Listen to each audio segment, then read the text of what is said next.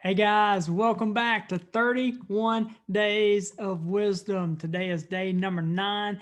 And today, number 9, we're talking about which house you're going to go to. Invitation has been sent out and which one you're going to go to. This chapter is really interesting, kind of interesting how it's poetically written, I guess. There's 18 total verses, but it's kind of broken down into 3 6-verse sections, right? The first 6 verses, it's kind of Lady Wisdom and her call and her invitation to her house. And then the last 6 are like the adulterous woman's call and the invitation to her house. But in between these two calls, there's a 6-verse sandwich that's kind of, or 6 verses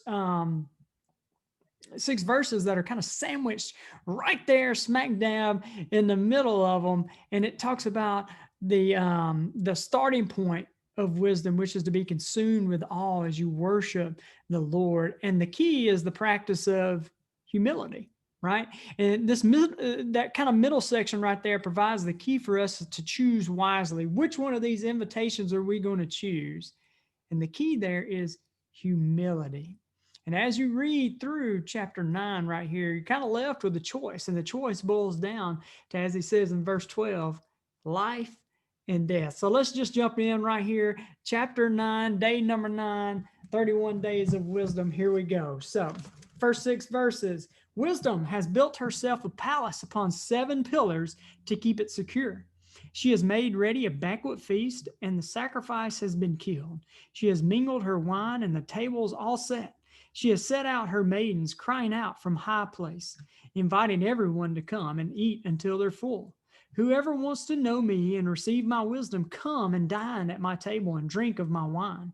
Lay aside your simple thoughts and leave your paths behind. Agree with my ways and live in my truth, and righteousness you will find. Kind of shifts right here. You'll notice the shift. If you try to correct an arrogant cynic, expect an angry insult in return. And if you try to confront an evil man, don't be surprised if all you get is a slap in the face. So don't even bother to correct a mocker, for he only hate you for it. But go ahead and correct the wise. They'll love you even more. Teach a wise man what is right, and he'll grow even wiser. Instruct the lovers of God, and they'll love you even more.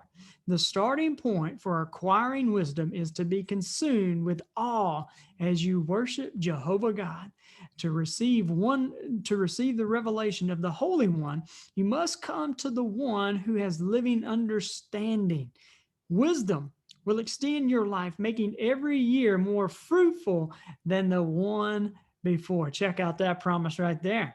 So it is to your advantage to be wise, but to ignore the counsel of wisdom is to invite trouble into your life. Now it shifts again to the last 6 verses. There's a spirit named Foolish who is boisterous and brash. She's seductive and restless. And there she sits at the gateway to the high place on her throne, overlooking the city. She preaches to all who walk by her, who are clueless as to what is happening. Come home with me, she invites those who are easily led astray. Illicit sex is the best sex of all. Her secret affair will be sweeter than all others. Little do they know, when they answer her call, that she dwells among the spirits of the dead, and all her guests soon become citizens of hell. How about that right there? So you've got 2 calls, Lady Wisdom, the adulterous woman, and really sandwiched in between is the key to making good choices. Not just here, I think it's easy. We have easy time making decisions between good and evil, right and wrong, right? Those are pretty obvious. But I think where most of us struggle is the decisions between good and God, right? And as you have the wisdom that comes from God, the revelation knowledge that comes from God, that's how you can determine and make right choices between good and God. But the key, as it kind of talks about here in the underlying key in this chapter here, is humility. And really, the question I have for you is, how do you define humility? So that's something I struggled with for a long time. I thought humility was thinking less of myself and thinking other people were better than me. And if you followed any of the things I've done, you've probably heard that story before. But I come to realize that humility isn't thinking less of myself, but thinking of myself less.